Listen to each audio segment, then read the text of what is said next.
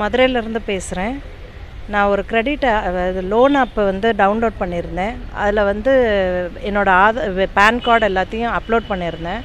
பண்ணினதில் அவங்க கிரெடிட் பண்ணியிருக்கேன் அமௌண்ட்டுன்னு சொல்லி இன்றைக்கி காலையில் 3000 ரூபா இது போட்டு ஒரு இது கிரெடிட் பண்ண அமௌண்ட்டை வந்து போட்டிருக்காங்க. நான் பேங்க்கில் செக் பண்ணப்போ அந்த அமௌண்ட் எனக்கு கிரெடிட் ஆகலை. அவங்க அப்புறம் என்னோட சம்மந்தப்பட்ட எல்லாத்தையும் என்னோடய வாட்ஸ்அப்புக்கு அனுப்பி மார்ஃபிங் பண்ண ஃபோட்டோவையும் எடுத்து இந்த 3000 ரூபா அனுப்பலைன்னா நான் எல்லாருக்கும் அனுப்புவேன், சோஷியல் மீடியா வாட்ஸ்அப் குரூப்பு உன்னோட ஃப்ரெண்ட்ஸு ரிலேட்டிவ்லாம் எல்லாருக்கும் அனுப்புவேன்னு சொல்லி மிரட்டினாங்க. நான் வந்து என்னோடய மனநிலைமை அப்போ வேறு மாதிரி இருந்தது.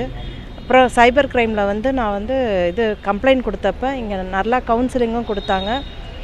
தற்கொலை எண்ணம் வரைக்கும் நான் போயிருந்தேன், ஐயோ இந்த மாதிரி ஃபோட்டோ வந்துருச்சேன்னு சொல்லிட்டு. பட் இங்கே வந்து நல்லா கைட் பண்ணி எனக்கு கவுன்சிலிங் பண்ணி ஒன்றும் பிரச்சனை இல்லை, நீங்கள் அது இல்லைன்னு சொல்லி சொன்னதுக்கப்புறம் எதுக்கு நீங்கள் பயப்படுறீங்கன்னு சொல்லி நல்லா போலீஸ்லேயும் கவுன்சிலிங் பண்ணி கொடுத்தாங்க.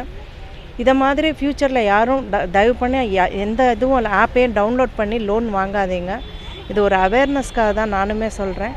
சேஃபாக இருங்க. சப்போஸ் நீங்கள் கூட அந்த மாதிரி பண்ணியிருந்தீங்கன்னா பயப்படாதீங்க. உடனே சைபர் க்ரைமில் வந்து கம்ப்ளைண்ட் கொடுத்துட்டு உங்களோட சிம் கார்டு மெயில் ஐடியை மாற்றிடுங்க, தூர போட்டுருங்க உங்கள் சிம் கார்டையும் மெயில் ஐடியும். இதை பற்றி ரொம்ப ஒரிலாம் பண்ணிக்காமல் அவேராக இருந்துக்கோங்க எப்பயுமே. இது ஒரு அவேர்னஸ்க்காக தான் நான் சொல்கிறேன். உங்களுக்கு சேஃபாகவும் இருந்துக்கோங்க. இந்த மாதிரி இனிமேல் ஃப்யூச்சரில் யாருமே எடுக்காதீங்க.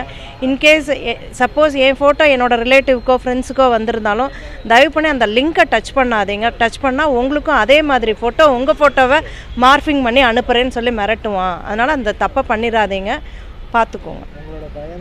உங்களோட பயம்தான் அவங்களுக்கு ப்ளஸ்ஸு பணத்தை பறிக்கிறதுக்கு.